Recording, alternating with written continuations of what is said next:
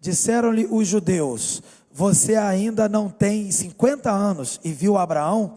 Respondeu Jesus: eu lhes afirmo que antes de Abraão nascer, eu sou.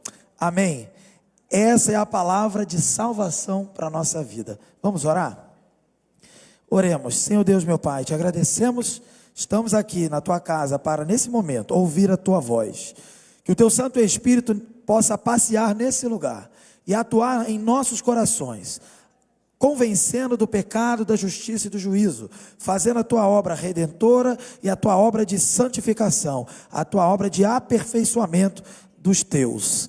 E agora, Senhor, te pedimos, em especial, que o Senhor possa iluminar a minha mente nesse momento, para que eu não fale nada do homem, mas somente a tua palavra que está revelada e escrita no teu livro.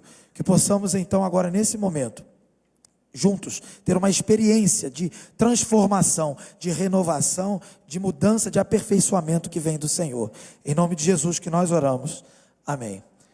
Pode passar o próximo slide?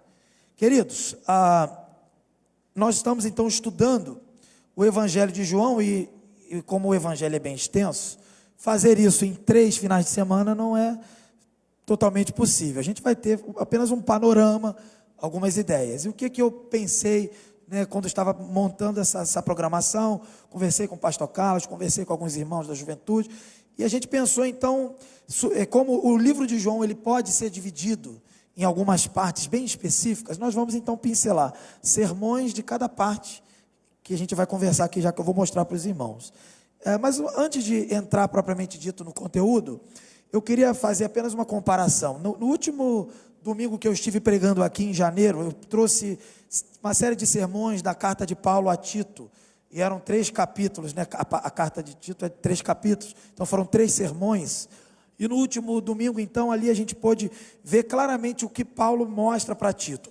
Paulo mostra que sempre haverá, e sempre há, uma oposição entre falsos religiosos e verdadeiros religiosos, entre uma falsa religião e uma verdadeira religião, e assim, Paulo orienta Tito a então desenvolver liderança para combater, naquele contexto de Tito, a falsa religião que estava assolando as igrejas de Creta, da região de Creta. E aqui, muito tempo antes, na verdade, do que Paulo escreveu, no tempo aqui de Jesus, vemos claramente que o Evangelho de João, ele apresenta essas contradições aparentes entre velha religião e a religião verdadeira que Jesus Cristo então apresenta. Mas eu queria então falar algumas coisas para os irmãos. Primeiro, só deixar claro aqui dentro do contexto que o Evangelho de João, assim, há alguma divergência, mas há um certo consenso que ele foi escrito por volta, vamos tentar aproximar aí, do ano 50 depois de Cristo, até talvez no máximo 80, 90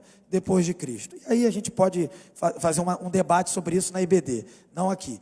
Mas assim, há essa possibilidade de compreensão que ele se encaixa nesse período de 50 a 90 no máximo, talvez 80 depois de Cristo.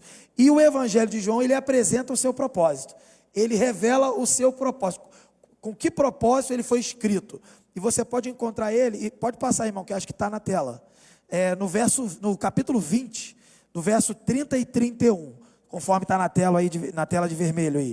Jesus realizou na presença dos seus discípulos muitos outros sinais miraculosos que não estão registrados neste livro, mas estes foram escritos para que vocês creiam que Jesus é o Cristo, o Filho de Deus, e crendo, tenham vida em seu nome. Então o Evangelho de João, ele tem o objetivo que nós que estamos lendo, quem tiver acesso a esse livro, e o que foi registrado no Evangelho de João é para que possamos crer que Jesus é o Cristo, o Messias, o ungido de Deus, o Filho de Deus, conforme ele revela no início, o Verbo de Deus, e crendo tenham vida em seu nome. Então esse é o propósito do Evangelho de João, que a gente pode colocar numa frase um pouco mais técnica, que está aí abaixo na tela, que é essa frase aqui, estabelecer relacionamentos de fé com Deus, proclamando a glória de Jesus, o Messias, o Filho encarnado, cuja vida, morte e ressurreição mediam entre nós e Deus a vida eterna, graça e verdade aos crentes. E aí, como eu estava falando, o Evangelho de João ele pode ser dividido em 6 partes. Pode passar, por favor? Está na tela aí. Primeira parte, já tivemos a oportunidade de ouvir o pastor Carlos trazendo uma palavra, que é o prólogo, né, do capítulo 1, do versículo 1 ao 18.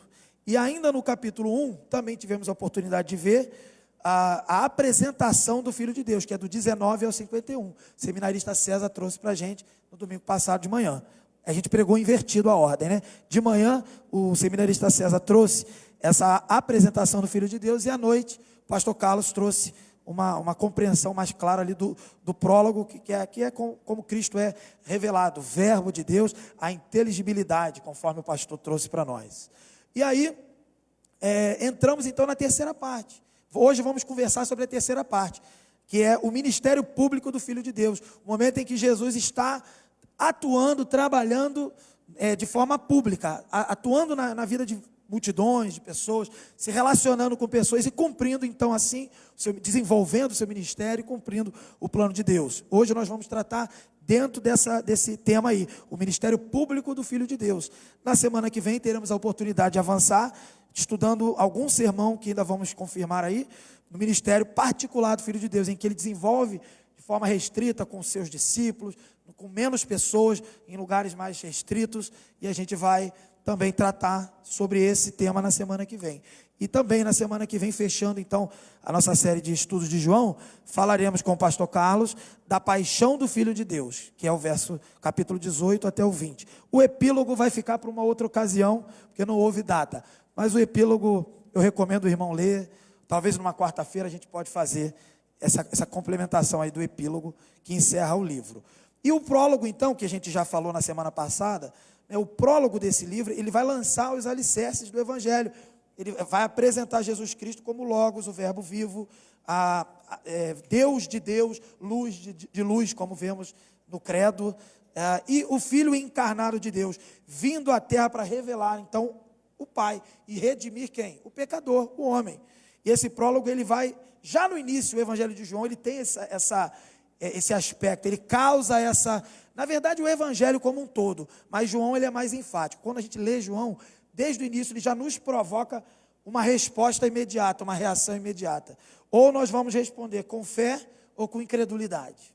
Não tem como a gente ser, diante de João, diante do Evangelho de João, e diante do Evangelho como um todo, né? Diante da pregação do Evangelho de Jesus, não tem como a gente ser neutro. Ou seja, eu escuto a palavra e não faço nada. Se eu escuto a palavra e não faço nada, não tomo nenhuma decisão, não dou nenhuma resposta àquilo que eu ouvi, eu estou tomando uma decisão. Eu estou assumindo um lado, o lado da incredulidade. É isso que João deixa claro no seu evangelho.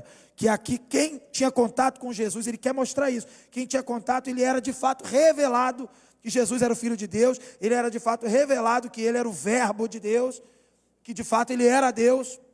E assim ele deveria responder, com fé ou talvez incredulidade. E muitos responderam com incredulidade. E também muitos outros responderam com fé. É isso que nós vemos aqui no Evangelho de João. E a mensagem do Evangelho de João, para não dizer que eu não trouxe para os irmãos, o resumo, que a gente pode condensar em algumas poucas palavras, toda a mensagem desse Evangelho, pode passar, está na tela. Se eu não me engano eu coloquei. Está aí na tela, nessas poucas palavras aí da tela. A encarnação do Filho de Deus revela a sua glória divina mediante fé na pessoa de Jesus como provisão divina para o pecado, expressando graça e verdade e superando grande oposição à sua revelação. E o texto que nós estamos já tratando, nós vamos tratar essa parte do capítulo 8, que é o ministério público de Jesus, já sendo desenvolvido. E nós vamos falar a partir do verso 42 até o 59, como eu já disse. Mas contextualizando aqui ainda o capítulo 8, o que esse capítulo 8 está acontecendo para a gente chegar nessa parte em que Jesus fala que antes de Abraão nascer, antes de Abraão existir, eu sou. O que está acontecendo? A gente vai ver que ele mostra, esse capítulo 8 mostra logo no começo o discurso de Jesus sobre ser a luz do mundo. Há uma festa no templo, a festa dos tabernáculos, e Jesus ele está participando da festa e cumprindo seu ministério público, pregando, ensinando, e ele fala sobre ser a luz do mundo, e depois ele vai mostrando que ele é de origem divina, e ele vai falar, vai deixar bem claro que ele é superior a Abraão. Isso vai provocar uma reação de incredulidade e vontade até de apedrejá-lo, nós vamos ver no texto. Então esse contexto vai acontecendo quando ele, no começo do capítulo, ele vai demonstrar misericórdia, ele vai demonstrar sabedoria também, quando ele vai confrontar ali já a falsa religião, tentando acusar uma mulher adúltera, e ele vai dizer: onde estão os teus acusadores, não é isso? Ele vai dizer: quem tem pecado que atire a primeira pedra. É nesse contexto dessa festa. Aí ele já está fora do templo, lidando com a mulher adulta, depois ele volta, e é uma festa acontecendo no contexto do templo. Quando ele fala: eu sou a luz do mundo, ele provavelmente ele está se referindo ali a algumas velas acesas ali que tinham a ver com a festa. Tem tudo isso que a gente poderia aqui esmiuçar para os irmãos. E ele usa essas velas da festa, esse simbolismo judaico, para mostrar que aquele simbolismo se torna realidade nele. Então ele vai mostrando, ensinando, e aí ele perdoa e ajuda ali a lidar com uma situação muito complicada, que é da mulher adúltera. E depois no verso 12 ao 20, por exemplo, ele vai afirmar que ele tem o testemunho do pai dele. Quer dizer, quem é o pai de Jesus? Hoje no dia dos pais, quem é o pai de Jesus? É o Pai Celestial. E ele então fala: eu tenho o meu testemunho, que não necessariamente é válido, mas é de uma pessoa. E um testemunho, para ser válido, tem que ser de duas. Eu falo de mim mesmo, mas não só eu. O meu pai também fala de mim. Então ele vai falar sobre isso no debate que vai gerando ali com os falsos religiosos. E aí, então, o apelo de Jesus para que o povo confie que ele veio de Deus, ele é recebido com perplexidade, as pessoas ficam chocadas, como ele ousa dizer que ele veio de Deus e que ele é Deus, e as pessoas ficam atônitas com essa afirmativa, e ficam confusas, e a maior parte reage com incredulidade. É isso que acontece. E aí Jesus então ele vai alcançando ali, tentando alcançar alguns e debatendo. E aí a promessa de liberdade que Jesus faz, ele vai dizer que se o Filho vos libertar, verdadeiramente sereis livres. Ele vai falar isso, por exemplo, a partir do verso 31. Então ele está falando de algo que os judeus ali aguardavam, sonhavam, mas não queriam receber, vindo de uma pessoa comum como Jesus, de uma pessoa que veio da Galileia, de uma pessoa talvez até maltrapilha, não sei, não sabemos, mas não era rico, com certeza não. Então, eles não aceitavam que esse rei, esse enviado de Deus, ele viria de forma comum, de forma simples, que esse verbo encarnado, ele foi encarnado numa pessoa comum. Se fosse um brasileiro, seria um brasileiro mais comum que você puder imaginar.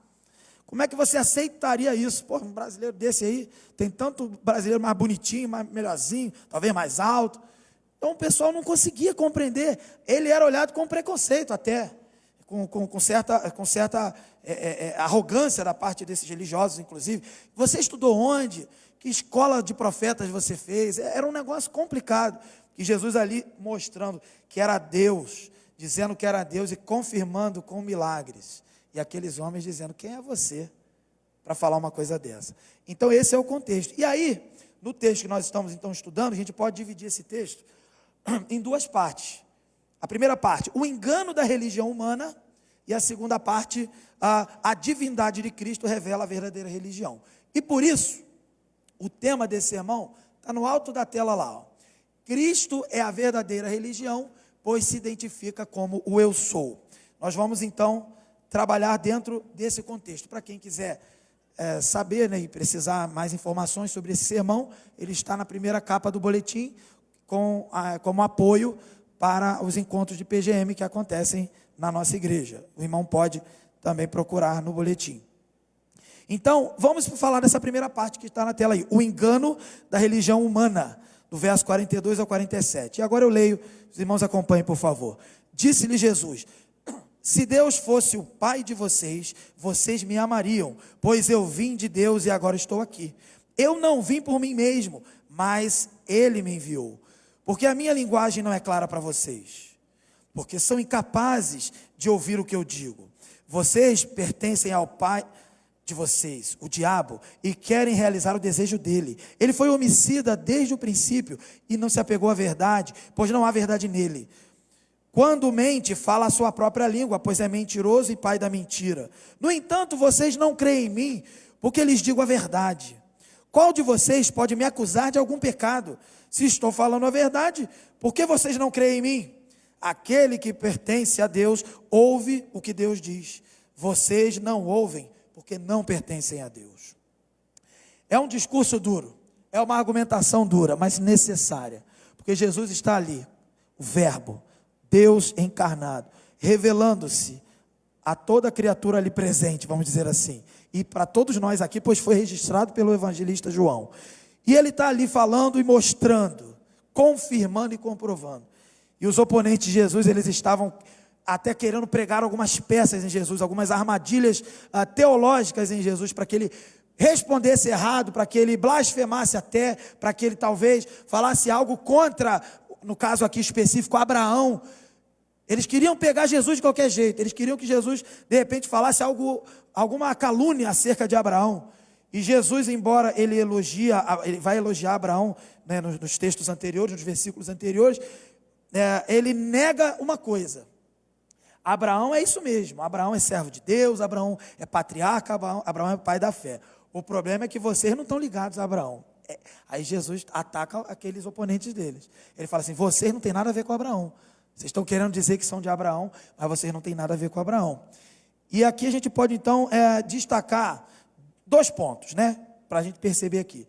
Jesus então, ele vai mostrar no verso 42 e 43, pode passar, por favor? Que os verdadeiros filhos de Deus, eles amam a Jesus, o enviado de Deus. E a segunda parte que a gente vai falar já já, os verdadeiros filhos de Deus ouvem as palavras de Deus. Então vamos lá. Se a gente voltar um pouquinho, eu não vou poder ler, porque é muito extenso esse capítulo, mas eu vou aqui já comentar com os irmãos. Pode anotar aí. Se a gente voltar do verso 37 até o 41, a gente vai ver justamente Jesus defendendo Abraão, né? Jesus defendendo Abraão e acusando os judeus, conforme eu falei aqui. Ele vai afirmar que eles não eram filhos de Abraão, do pai da fé. E ele não apenas vai defender Abraão como um verdadeiro servo de Deus, mas ele vai afirmar que os opositores deles, apesar de serem descendência de Abraão, biologicamente falando, eles eram descendentes, era um povo descendente, né? De Abraão, do sangue de Abraão, eles não eram filhos legítimos do patriarca. Hoje estamos falando do Dia dos Pais, da paternidade. E o que é paternidade legítima, né? Seria uma paternidade biológica? Aqui Jesus deixa claro que a paternidade biológica não era suficiente para aqueles opositores. A paternidade deveria ser muito mais do que biológica, acima de qualquer biologia. Ela deveria ser uma paternidade que já conhecemos, já espiritual. E aí Jesus, então, ele ataca mesmo, ele fala, é isso mesmo, vocês não são filhos de Abraão. Eles bateram no peito falando, nós somos filhos de Abraão. Jesus falou, vocês não são. Eles se apegaram a uma religião humana, se apegaram ao sangue, não o sangue do Cordeiro, não o sangue de Jesus, que ainda seria derramado. Eles se apegaram ao sangue de Abraão, eles se apegaram à sua natureza, né, descendência biológica de Abraão. E Jesus disse, isso não é suficiente. Isso aqui já é um aspecto para mostrar como é que a velha religião, a religião carnal, a religião humana se comporta. E essa religião, ela nunca foi judaica. Essa religião, ela é oriunda do coração pecaminoso de cada ser humano. Todo ser humano, quando não tem Jesus, ele pratica uma religião opositora. Ele tem um Deus a quem ele serve. E ele serve ao pecado, ele serve a si mesmo, e por último ele serve a Satanás. E aqui a gente já vê que esses religiosos, por isso até devemos ter cuidado, porque nós temos que estar vigiando para que nós possamos estar servindo ao Deus verdadeiro, não ao Deus inventado, não a um ídolo construído e ainda tentando chamá-lo de Cristo e de Jesus. A gente tem que ter muito cuidado com isso, porque a gente pode se comportar de forma falsamente religiosa, e aí a gente estaria na mesma situação desses opositores aqui. Se a gente se comportar dessa forma, é porque então a gente está debaixo da mesma situação desses opositores de Jesus.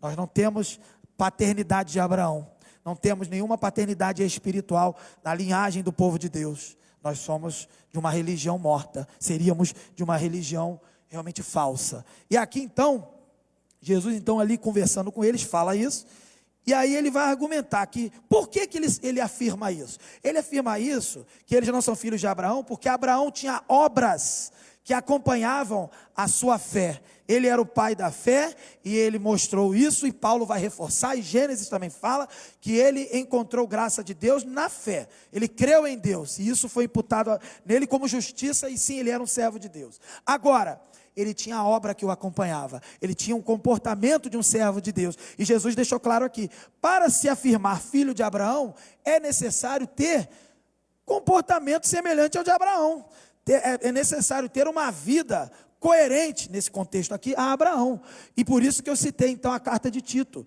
porque Paulo justamente estava falando que ali no contexto de Tito, haviam falsos pregadores, falsos evangelistas, que sejam hereges, que estavam com discursos religiosos, com muitas preocupações, com pseudas preocupações, tentando amar muito, mas na verdade desarticulando, criando confusões, e afastando a igreja, as igrejas do caminho do Senhor.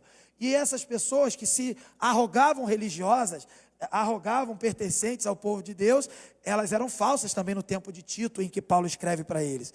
E elas eram mal intencionadas. E elas não tinham obras, essa é a questão. Elas tinham até uma confissão de fé parcialmente, talvez, parcialmente, assim, conhecida, parcialmente aceitável, mas elas não tinham.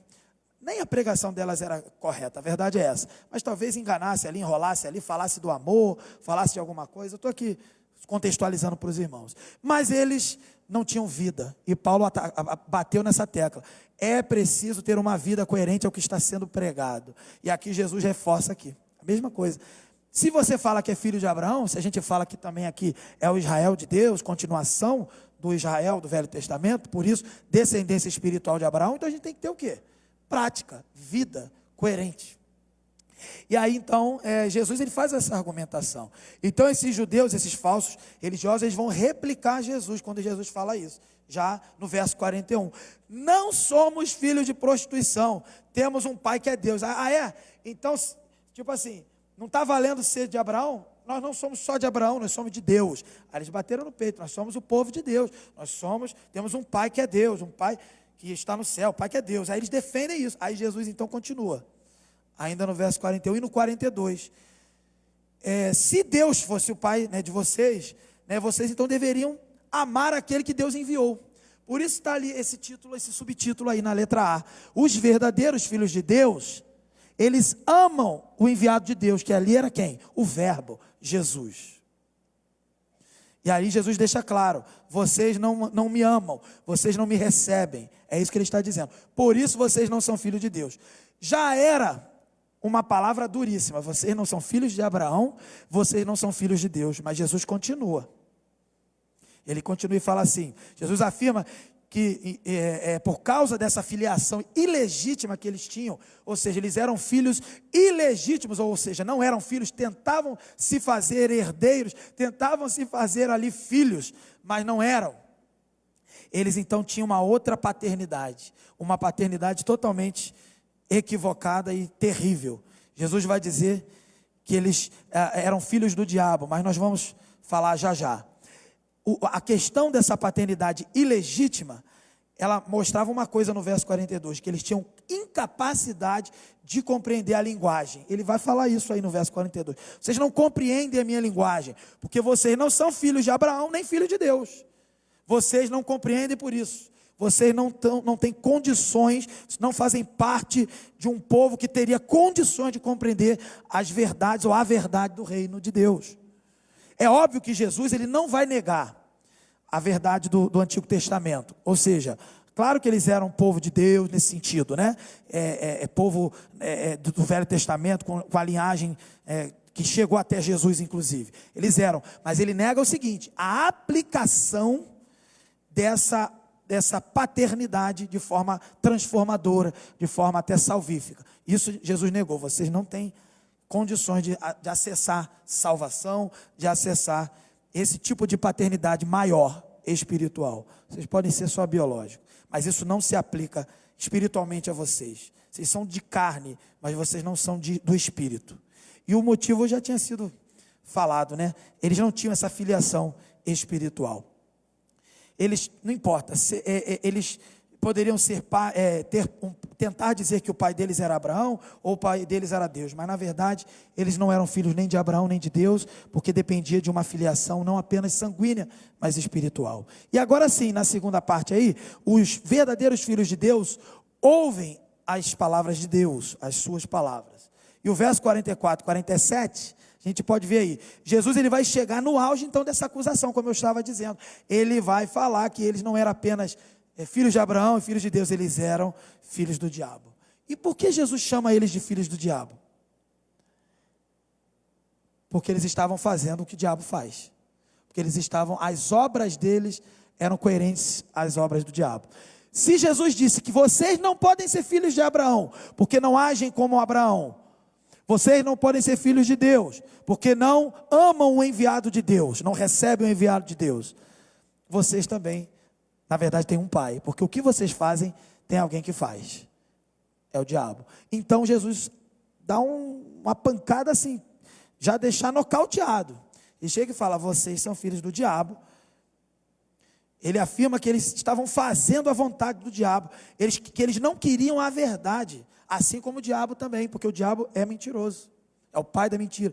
Ele disse isso para esses falsos religiosos, e nós temos que estar atentos, porque se cedermos para o pecado, para a carnalidade, nós podemos cair nesse pecado da mentira, de não aceitar a verdade que estava diante dos olhos, ali Jesus.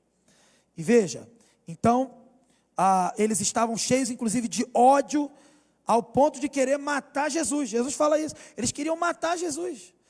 Eles não aceitavam de jeito nenhum. E esse ódio e essa contrariedade à verdade sendo revelada a eles, isso era uma prova de que não só eles não eram filhos de Deus e de Abraão, mas eles eram filhos do diabo e agiam como o diabo. E biologicamente, já falamos, eles eram filhos de Abraão, mas moralmente e espiritualmente, eles eram filhos do diabo. Eram filhos do pai da mentira e não criam em Jesus, que era a verdade, verso 45. E a grande tragédia do mentiroso não é apenas que ele vai enganar a si mesmo e as outras pessoas, mas que ele não vai praticar e nem vai defender a verdade.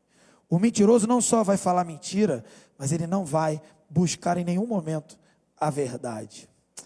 Isso é a falsa religião. A falsa religião, ela defende a mentira. E a gente tem vivido em tempos diversos, aí, de vários contextos de trabalho, na sociedade, né, na própria igreja, na escola, na faculdade, seja onde for, quando você vai no mercado, na padaria, sei lá onde, no contexto lá fora, a gente está lidando sempre com a verdade e com a mentira o tempo inteiro. E a verdadeira religião escolhe a mentira, aliás, a falsa religião escolhe a mentira, e a verdadeira religião, ela vai escolher a verdade, porque ela foi revelada dessa verdade, ela recebeu, amou a verdade, e ela recebeu essa verdade. E quem não consegue aceitar a verdade, está descambando para a mentira, está tendo um perigo aí, ó. Se já não faz parte desse povo, filho do diabo, está querendo fazer parte.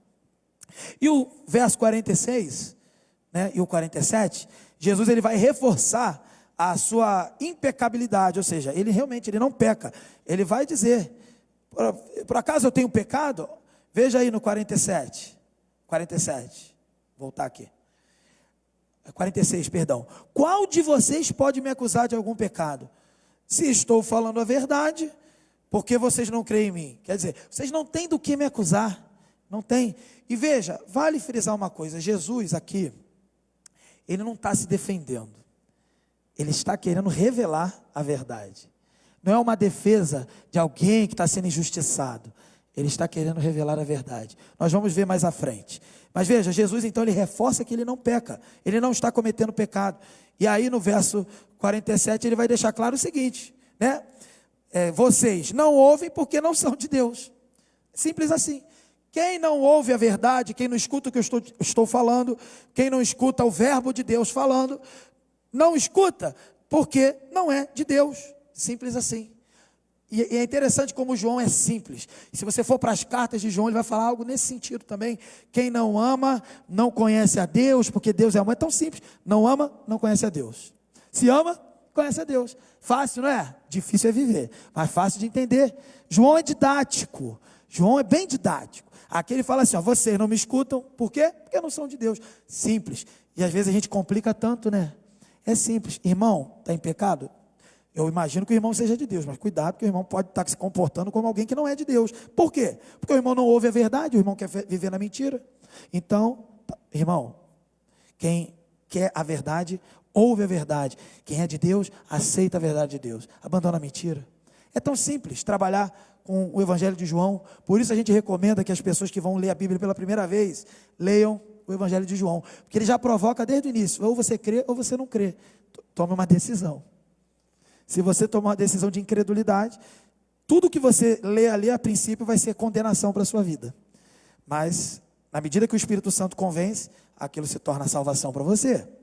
Agora veja, vamos então à segunda metade do texto e final, né? Que é a segunda parte. Falamos então da falsa religião. A falsa religião, o engano da religião humana. Agora nós vamos falar que a divindade de Cristo revela a verdadeira religião. Verso 48 até o 59. Os judeus, né, quando Jesus perguntou sobre, vocês não são de Deus, eu não tenho pecado, vocês não me ouvem, vocês não são de Deus. Aí continuando, né, 48. Os judeus lhe responderam, não estamos certos em dizer que você é samaritano e está endemoniado? Disse Jesus, não estou endemoniado, pelo contrário, honro o meu Pai e vocês me desonram. Não estou buscando glória para mim mesmo, mas há quem a busque e julgue. Asseguro-lhes que se alguém guardar a minha palavra, jamais verá a morte. Diante disso, os judeus exclamaram, agora sabemos que está endemoniado. Abraão morreu, bem como os profetas, mas você diz que se alguém guardar a sua palavra, nunca experimentará a morte. Você é maior do que o nosso pai Abraão? Ele morreu bem como os profetas. Quem você pensa que é? Respondeu Jesus, se glorifico a mim mesmo, a minha glória nada significa. Meu Pai, que vocês dizem ser o Deus de vocês, é quem me glorifica. Vocês não o conhecem, mas eu o conheço. Se eu dissesse que não o conheço, seria mentiroso como vocês. Mas eu de fato o conheço e guardo a sua palavra. Abraão, pai de vocês, regozijou-se porque veria o meu dia. Ele o viu e alegrou-se. Disseram-lhe os judeus, você ainda não tem 50 anos e viu Abraão? Respondeu Jesus, eu lhes afirmo que antes de Abraão nascer, eu sou. Olha a resposta deles no último versículo. Então eles apanharam pedras para apedrejá-los. Mas Jesus escondeu-se e saiu do templo. Aqui nós vemos falsas acusações contra Jesus. Jesus se apresentando como a revelação de Deus, o verbo, se apresentando como a verdadeira religião, não a religião carnal humana, mas a religião verdadeira e espiritual. E eles então acusam Jesus. Quanto mais luz, que Jesus tinha dito que era a luz do mundo, né? Quanto mais luz era lançada ali, Jesus ia lançando luz sobre eles, mais cegos e prisioneiros do pecado, da escuridão eles ficavam. E em vez deles aceitarem a verdade, e crerem em Jesus, os judeus se colocaram contra Jesus, queridos. E eles fizeram duas acusações pesadas, levianas. A primeira dessas acusações, ela era cheia de preconceito. Eles chamaram Jesus de samaritano no verso 48. Eles afirmaram que Jesus era como que fosse um homem mestiço e por isso abominável. Não se sabe ao certo os motivos. A gente pode aqui ter duas possibilidades, né? Os judeus provavelmente chamavam Jesus de samaritano, ou porque eles achavam que Jesus violava a lei, achavam que Jesus disse que não veio abolir a lei, ele veio cumpri-la. Sabemos que Jesus cumpriu a lei, mas eles tentavam e achavam que Jesus rompia com a lei, ele não praticava a lei, e por isso então chamavam ele de samaritano, que era, né, uma espécie de israelita ali que praticava, né, o judaísmo, vamos dizer assim, de outra forma, e por isso eles tinham brigas com os judeus originais aqui. Então eles chamavam ele de samaritano. Você tenta praticar, mas pratica da forma samaritana, vamos dizer assim, né? Então é uma possibilidade. A outra possibilidade, que chamaram ele de samaritano, que era assim um xingamento, porque era um povo que eles consideravam inimigo, ou um povo inferior, coisa do tipo.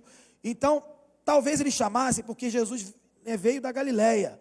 A gente canta aí a música famosa, Galileu, Jesus. Então, ele veio da Galileia, ele era galileu. E a Galileia era próxima, geograficamente, a Samaria. E como ela era próxima, naturalmente que havia cruzamento de fronteira, né? Então, assim, tinha samaritano na Galileia, tinha galileu na Samaria. E assim Jesus tinha contato com o samaritano. E uma prova disso, em João 4, quando Jesus vai lá ver a água do poço lá, encontra com uma mulher que é identificada como samaritana. Tá certo? Então Jesus ele encontrava com samaritanos, é uma possibilidade. Não importa aqui nesse momento por quê, de que forma motivou eles a chamarem ele de samaritano. Mas o que eles queriam fazer com a palavra samaritano é ofender Jesus. É dizer que Jesus era inferior, que Jesus não apenas ele era comum como um judeu, ele era abaixo de um judeu. Jesus já não poderia ser como Abraão, mas não, tinha que ser menor do que um judeu. O que Jesus estava falando, o colocava como menor do que um judeu. E aí a segunda acusação, a primeira foi com esse preconceito todo, para ofender Jesus. A segunda já foi cheia de blasfêmia, já foi pior. Eles falaram que não só Jesus era um ser humano inferior, mas ele tinha demônio. Jesus estava endemoniado. Imagina você dizer que Jesus está endemoniado. Em vez de aceitarem, de reconhecerem que ele era o enviado de Deus, eles disseram que ele estava sendo guiado por Satanás. Aonde vai o limite do pecado humano? Aonde vai o limite da falsa religião? Para defender a sua religião. Eu sirvo a Deus. A pessoa é capaz de dizer que o enviado de Deus tem demônio. E muito mais, né? Porque depois eles vão matar Jesus, né? Mas veja, que blasfêmia. Que terrível. Então, pode passar, irmão. Então, na letra A, a gente vê isso. As falsas acusações, e foi terrível, gente. É para a gente que conhece Cristo, que se relaciona com Cristo, ler isso e ficar indignado. Mas quando ficar indignado, fique indignado com você primeiro, porque você é isso. Sem Jesus, você é isso. Eu e você, sem Jesus, estaríamos apegados a uma paternidade sanguínea de Abraão, que nem temos porque somos brasileiros. E talvez uma paternidade dizendo que somos filhos de Deus, como dizem aí, que Deus é até brasileiro, e que não resolve o problema de ninguém. E estaríamos até então, aos nossos olhos, vendo a verdade, e mesmo vendo a verdade, estaríamos chamando elas de seres inferiores. A verdade de Deus a gente ia chamar assim: você é um ser humano inferior, você é um brasileiro inferior. E se ainda assim insistisse muito, a gente chamaria o enviado de Deus, a verdade de Deus, de endemoniado, de servo de Satanás. Jesus chamou eles de filhos de Satanás. Se nós não tivéssemos Cristo, nós seríamos os filhos de Satanás, e Jesus estaria nos chamando de filhos de Satanás, e nós estaríamos devolvendo, chamando ele de endemoniado. Olha como nós seríamos. E olha o que Jesus vai fazer, né? Na letra B, ele vai se defender, né? A defesa que Jesus faz de si mesmo. Mas não é necessariamente uma defesa, eu diria, egoísta, ou uma defesa para proteger sua própria honra. Veja bem como vai discorrer aqui. Ele já havia afirmado que não tinha pecado. Olha, eu não estou pecando. Procura algum pecado aqui, né? Na parte anterior do texto. E aí agora ele vai dizer com todas as letras: não estou endemoniado. A gente já leu aqui. E ele vai continuar: não estou buscando glória para mim mesmo. Quando ele fala isso, ele está dizendo assim: eu não estou dizendo que não tenho pecado, ou que estou endemoniado, porque eu quero que vocês me elogiem. Como ser humano me elogiem. Não estou buscando glória para mim, porque ele não veio para ser servido, ele mesmo disse isso. Ele veio para servir. Ele estava num ministério ali de esvaziamento. Então não era, no contexto que ele estava querendo mostrar ali, não era tempo de adorá-lo, né? Era tempo de que ele cumpriria o plano, servindo, se esvaziando de glória. Por isso ele não queria receber glória mesmo, porque ele queria apontar a glória para Deus e ensinar como deve ser o nosso comportamento. A glória é para Deus. E quando ele fala então, não estou buscando glória para mim, ele explica: se glorifico a mim mesmo, a minha glória nada significa. Quando você lembra da grande comissão, Mateus 28, aí o versículo 18, que vai dizer assim: toda autoridade me foi dada no céu e na terra.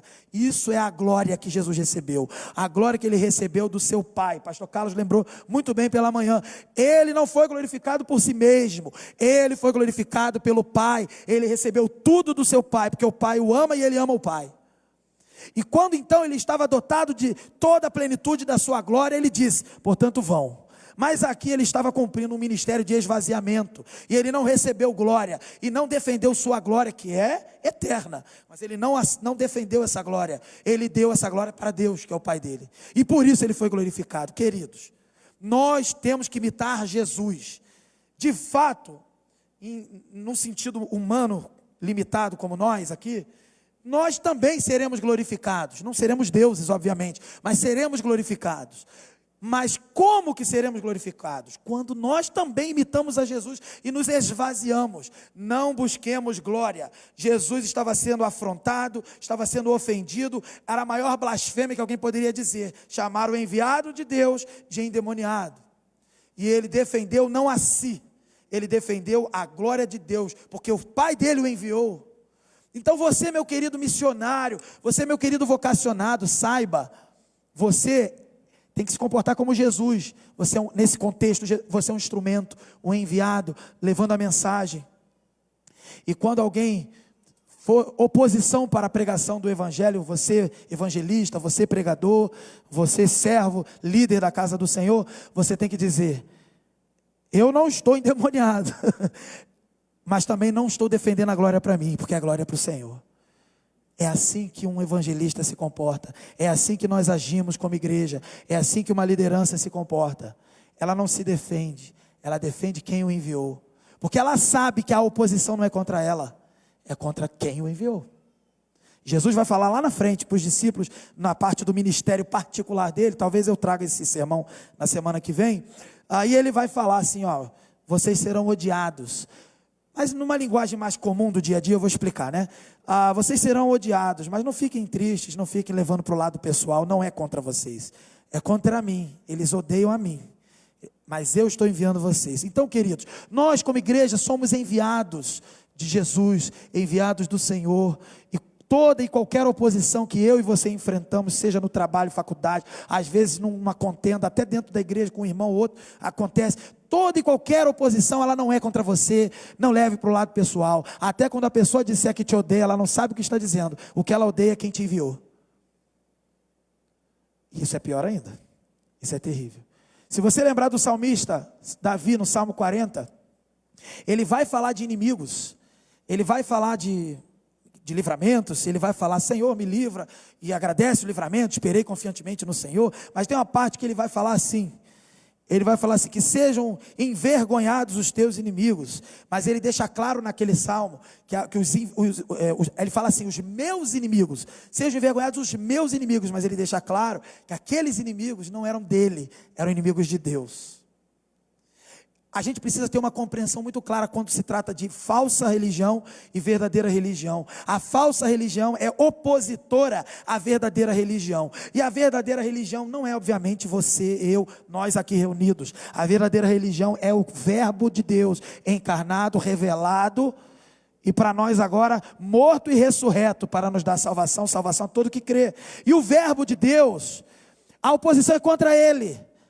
E nós estamos aqui em nome de Jesus. Qualquer oposição que eu e você possamos enfrentar, seja uma oposição interna do seu próprio pecado, seja uma terceira pessoa sendo um instrumento de oposição na sua vida, seja um sistema contrário tentando te impedir de progredir em direção a um plano que Deus tem para a sua vida, seja como for, toda e qualquer oposição nunca será contra eu e você. Nós não somos tão maravilhosos assim, nós não somos os protagonistas da história. É Cristo, é tudo sobre Cristo. Acabamos de ler um texto de Romanos, que vai dizer que é porque dele, por ele, para ele, são todas as coisas, portanto não fique nem incomodado, porque não é contra você. Agora fique indignado, porque há oposição contra Jesus. Agora há uma palavra que diz, em toda a escritura a palavra é a mesma, toda oposição contra Deus ela será desfeita, ela será derrotada, e os planos do Senhor sempre serão cumpridos. Ninguém poderá impedir a mão e o braço do Senhor. Por isso, Jesus morreu, mas ele ressuscitou. E ele está dando salvação para aquele que crê. É de graça, por meio da fé. Não há como fazer oposição a Jesus. Pensaram que tinham conseguido.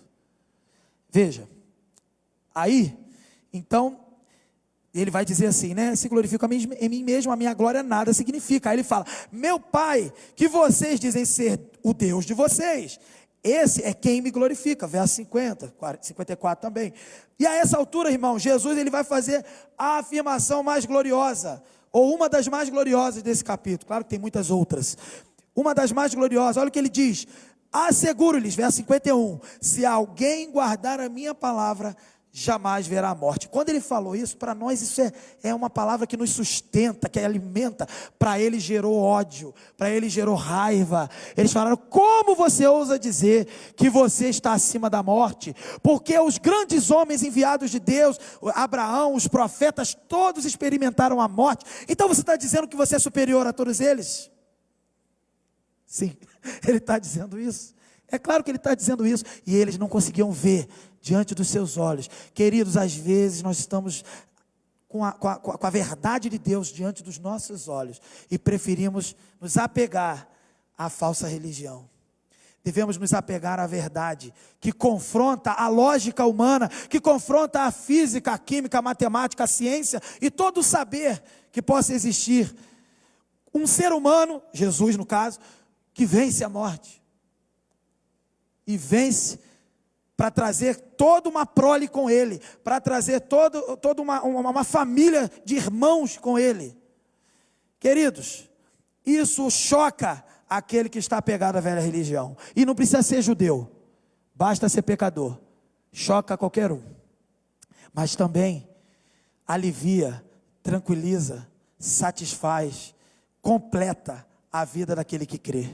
Por isso sempre o convite será: abandone a incredulidade, abandone a mentira, receba a verdade logo e seja cheio, completo. Os judeus, eles compreenderam o discurso de Jesus e atacaram novamente. E eles ficaram lá num debate. E eles reafirmaram que agora sabemos que você tem demônio. E eles entenderam que era muita presunção. E aí Jesus vai falar até a questão de Abraão, né? Que aí Jesus fala de Abraão: Abraão viu o meu dia e se alegrou. O que significa essa expressão? É que Jesus está dizendo que Abraão contemplou a promessa de Deus, do enviado de Deus, do Messias, o ungido de Deus. Abraão, pela fé, contemplou. Mais um texto que corrobora com a fé salvífica de Abraão. Abraão, então, contemplou o Salvador, em alguma forma, aquela revelação que ele teve ali no contexto do Velho Testamento. Aquilo foi suficiente para ele, e ele contemplou e se alegrou. Jesus disse aqui. E aí eles falam: como que Abraão viu você, essa pessoa comum, essa pessoa repugnante, porque você é um samaritano endemoniado? Como que Abraão, você não tem, aí eles falaram: você não tem nem 50 anos. Aí Jesus falou a maior revelação do Evangelho de João: eu lhes afirmo que antes de Abraão nascer, eu sou. Nós aqui estamos num silêncio solene diante da gloriosa afirmação de Jesus. Eles não entenderam dessa forma. Eles quiseram matar Jesus. A existência de Jesus, queridos, transcende o tempo. Ele é atemporal, ele é eterno porque ele é Deus. O verbo estava com Deus, o verbo era Deus no princípio. Ele estava no princípio. Ele é Deus. E por isso ele é exaltado, queridos, infinitamente acima de Abraão e qualquer outro ser humano. E aqui a gente pode citar aqui William Barclay, que diz que em Jesus, a gente não vê apenas um homem que viveu e morreu, ou seja, apenas o exterior, um homem comum, mas nós vemos em Jesus, e eles estavam vendo também, o Deus eterno, atemporal, o Deus que foi Deus de Abraão, de Isaac e de Jacó. E Jesus afirmou com todas as letras: eu sou. E esse Deus eterno se manifestou aos seres humanos, através, né, por intermédio da figura do homem Jesus, que é a revelação plena, a expressão exata do ser de Deus. Conforme Colossenses 2:9 vai dizer que em Cristo habita corporalmente, toda a plenitude da divindade. Ele era Deus revelado, aqueles homens estavam vendo, e eles não queriam. Então, diante disso, só restavam duas possibilidades para esses homens, esses judeus religiosos da falsa religião. Eles estavam diante, ou então, do maior enganador, herege, blasfemo, lunático, ou eles estavam realmente diante do Filho de Deus. Eles tinham que tomar uma decisão. Eu vou crer ou eu vou rejeitar? E essa pergunta ecoa por séculos, por pelo menos 2 milênios. Eu creio ou eu rejeito? Eu aceito a revelação do verbo de Deus ou eu rejeito? Pode passar e terminamos. O que aprendemos com isso, queridos? Primeiro, devemos rejeitar a falsa religião. Primeira coisa, devemos identificar vestígios da falsa religião em nossos corações, porque somos de carne, somos pecadores, o Espírito Santo atua em nós, mas ainda não fomos completamente libertos do pecado. Existem 3 atuações claras do pecado: culpa, poder e presença do pecado. Nós fomos libertos da culpa do pecado, porque isso já foi em Cristo, na cruz. E fomos libertos do poder, porque agora não somos mais escravos do pecado, mas escravos do próprio Cristo que nos libertou. Mas a presença desse pecado só no último dia é que vamos então nos libertar plenamente dessa presença. E enquanto estamos em luta com a nossa vontade espiritual, o Espírito Santo atuando em nós, nos santificando, nos aproximando de Deus, nos aperfeiçoando, nos buscando, nos trazendo à igreja, nos levantando para orar, para ler a palavra, nos colocando diante dos nossos irmãos para ter comunhão e assim por diante, toda a vivência do cristianismo e o Espírito Santo então atuando em nós, e nós também nos esforçando. Enquanto o Espírito Santo está fazendo isso, tem a vontade de pecar o tempo inteiro, tem a vontade de fugir, de rejeitar a verdade o tempo inteiro, tem a vontade de abraçar a mentira o tempo inteiro. Nós usamos esse texto sempre para expressar como exemplo, e Paulo ele fala isso claramente: aquele que está de pé, cuide para que não caia. Temos que estar atentos. Então, por isso, queridos, o que aprendemos aqui é que devemos rejeitar a falsa religião. Assim como esses judeus do tempo de Jesus, a gente deve rejeitar as obras da mentira, da inveja e da morte. A gente deve dizer não, queridos, para a nossa natureza pecaminosa, essa natureza carnal que vai imitar o diabo, a natureza do diabo. Nós não podemos ser imitadores, queridos, do diabo, disfarçados de religiosos. Nós devemos ser imitadores de Jesus. Não podemos ficar fazendo discurso religioso imitando as obras da mentira. Nós devemos imitar a verdade revelada, Jesus Cristo.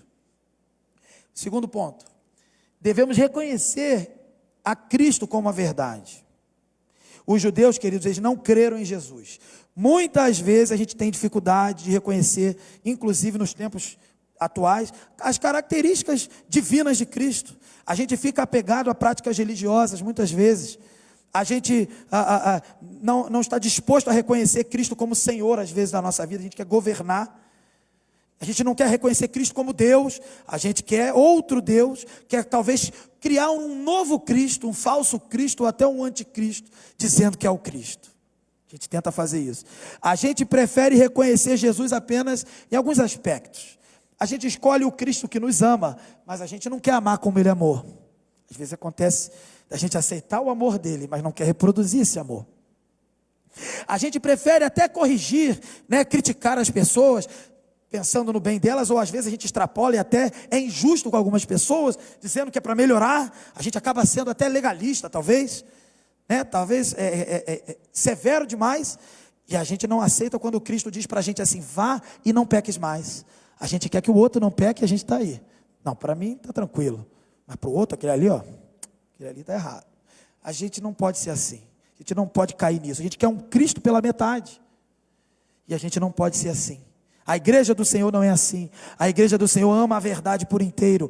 Ama a verdade de Jesus. Jesus, o verbo encarnado que se fez homem ali, carne, e revelou a glória de Deus. E uma glória que salva, mas também uma glória que santifica. Uma glória que não compactua com o pecado e com a mentira. E Ele é glorioso em todos os seus aspectos e atributos. E a gente consegue dar glórias a Deus pelo amor, pela misericórdia, pela fidelidade.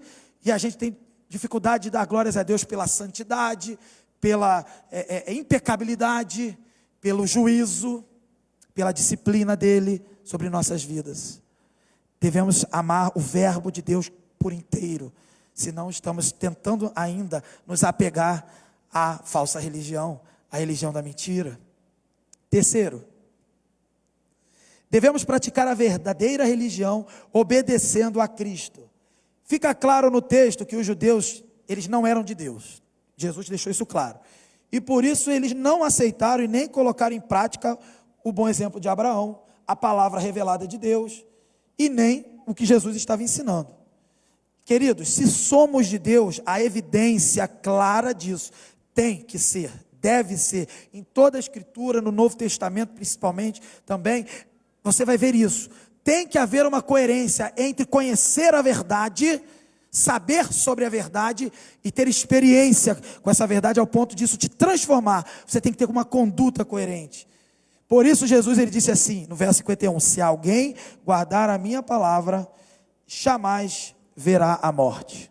Teoria sem prática, queridos, moral sem ética, doutrina sem testemunho, tudo isso é hipocrisia. Legalismo, evidência da falsa, da mentirosa religião. Devemos entender e nos apegar à verdadeira religião, que é uma entrega total a Cristo e obediência à sua palavra. Ele nos dá a oportunidade todos os dias, e Ele nos salva e nos liberta do pecado, e por isso devemos adorá-lo e glorificá-lo eternamente, e nos apegar a isso. E por último, devemos ser totalmente identificados com Cristo. Quando os judeus arrogaram para si serem filhos de Abraão, queridos, eles foram rapidamente refutados por Cristo, e a base para a argumentação foi simples: aquele que é filho é identificado com seu pai. Se nós somos filhos de Deus, se nós fomos resgatados das trevas para o reino da luz, nós temos que nos comportar e agir como seres de luz, como seres do reino de Deus. Temos que ser identificados com o nosso Pai. O que Jesus nos ensinou até aqui, que nossas atitudes devem expressar. Temos que expressar, não as nossas preferências, mas expressar o caráter bom, santo, justo, amoroso, compassivo de Deus. E devemos, queridos, evidenciar, tem que ser visível, com obras, que somos filhos de Deus. E para isso, queridos, nós devemos então, Jesus falou no verso 42, amar a Cristo, e no verso 51, obedecer a sua palavra. Concluindo, pode passar, querido, terminando, concluindo.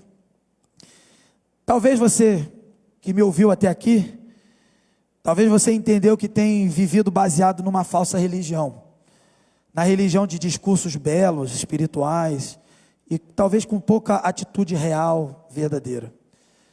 A palavra que Jesus traz para nós hoje é uma só. Se você está nessa situação, tome hoje a decisão de mudar. Querido, entregue-se por completo a Cristo, hoje. Clame por Ele, por seu amor, por seu perdão, por sua misericórdia. Querido, não perca tempo, não tenha o diabo como seu modelo, não seja identificado como um falso religioso, que rejeita a Cristo, o verbo de Deus, diante dos olhos. Às vezes você pode estar preferindo um Messias que você construiu, um Cristo que você esculpiu de madeira, de barro ou na sua própria mente. Abandone esse ídolo. Entregue-se à verdade de Jesus, a verdade revelada. Jesus Cristo disse: eu sou o caminho, a verdade e a vida. Ninguém vem ao Pai a não ser por mim. João 14, 6. Que Cristo, queridos, seja formado em nosso interior como igreja, igreja do Senhor Jesus, que sejamos feitos à imagem e semelhança de Deus, e que não estejamos formando Deus à nossa imagem. Não sejamos hoje encontrados como perseguidores da verdade, da verdadeira revelação de Cristo, do eu sou, queridos. Fazer isso é inútil. Quem está fazendo isso é inútil. E a consequência é inevitável, é a morte eterna. Não persigamos, Senhor, queridos, quem tem obedecido a Cristo. Temos aqui servos de Deus que buscam obedecer ao Senhor, que não nos encontremos perseguindo os nossos irmãos que obedecem a Jesus. Por que isso? Que possamos nos unir aos irmãos que fazem parte dessa verdadeira religião, que são filhos de Deus de verdade, não filhos biológicos de Abraão, mas filhos espirituais, comprados com preço de sangue, o sangue do Cordeiro. Queridos, Persistir no erro será fatal para qualquer um que ousar insistir. Não adianta se colocar no caminho, se colocar no meio do caminho da revelação de Deus. Ele vai cumprir o plano dele, comigo ou semigo, com você ou sem você. Não seja encontrado como um opositor. Persistir nesse erro é inútil. E sabe o que vai acontecer? O que aconteceu aqui. Cristo sempre vai vencer. Como Cristo se ocultou, Ele vai se ocultar quantas vezes for necessário. E Ele vai vencer toda tentativa nossa de perseguição da verdade, de apedrejamento da verdade, porque Ele vai cumprir o plano dele. Perseguição a Jesus e seus discípulos nunca vencerão. A igreja do outro lado do mundo tem sido perseguida. Nós não sabemos ainda o que é uma perseguição. Nós estamos às vezes lidando com pequenas amostras de uma perseguição. Existem verdadeiras perseguições e oposições. Existem cristãos que estão morrendo pelo mundo afora, porque disseram sim a Jesus, que não chamaram Jesus de endemoniado, que não chamaram Jesus de samaritano, que não quiseram construir um Jesus inventado. Aceitaram a verdade de Jesus completa, revelada, o verbo. E nós precisamos nos despertar todos os dias como igreja. Estamos prontos para ficar firmes, nos apegar a essa verdade e suportar qualquer coisa. Se você está em conflito entre a verdade e a mentira, entre a verdadeira religião e a falsa, entregue sua vida a Cristo hoje. Você que me ouve na internet, na mídia, você que está aqui presente, meu querido irmão, igreja do Senhor, se você trouxe algum visitante, você visitante, creia em Jesus. O Evangelho de João deixa claro, decida, ou creia ou não creia. Eu digo, não ignore porque você escolheu não crer. Creia na verdade de Jesus, confesse o seu pecado, peça a Ele graça para recomeçar. Sabe o que Ele tem para mim e para você, queridos? Ele tem misericórdia. Ele tem graça transbordante, Ele tem vida eterna, Ele tem satisfação. Você e eu não encontraremos satisfação em nada que esse mundo pode dar, seja na carreira, no trabalho, no dinheiro, seja num casamento, seja querendo ter um filho, constituir uma família. Não há satisfação em nada disso. A satisfação plena e total está em Cristo, mesmo quando nós não temos nada disso. Quando nós não temos nada disso e temos Cristo, nós temos tudo. Abandone a falsa religião, abandonemos, igreja, a falsa religião. E nos apeguemos à verdade de Jesus. Todos os atributos divinos revelados em Cristo. O amor, a justiça, a misericórdia e a disciplina.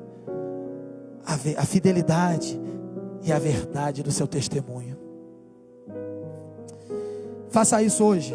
Você cristão que precisa se ajustar, que entende que essa palavra aperfeiçoa hoje a sua vida. E você que não conhece a Cristo, faça isso hoje. Entregue sua vida para Jesus. Receba de graça a salvação que está disponível a todo aquele que crê. E seja transformado cada dia numa pessoa semelhante a Cristo. Que possamos como igreja, queridos, estar firmados na maior revelação de Deus. E o verbo era Deus, o verbo se fez carne e habitou entre nós. E essa última que eu li, antes de Abraão nascer, eu sou. Que Deus dê a todos nós condições de sermos fiéis à sua palavra, reproduzindo a partir de Cristo a expressão, o caráter divino, para que multipliquemos, queridos. Esse é o nosso papel, multiplicar por todo o mundo o evangelho da salvação, transbordando a mensagem, e não apenas mensagem, mas as boas obras de obediência a Deus, provenientes dessa graça maravilhosa que nos alcançou. Que para tanto o Senhor nos abençoe. Conheça agora o novo aplicativo da PIBCG Rio. Mais conteúdos exclusivos. Notícias de primeira mão. Bíblia e estudos direto no seu celular. Palavras edificantes. Agenda de atividades. Ofertas e doações. E é claro, culto online interativo. Tudo isso e muito mais em nosso novo aplicativo da PIBCG Rio. Baixe agora na loja de aplicativo do seu celular e compartilhe com amigos e familiares.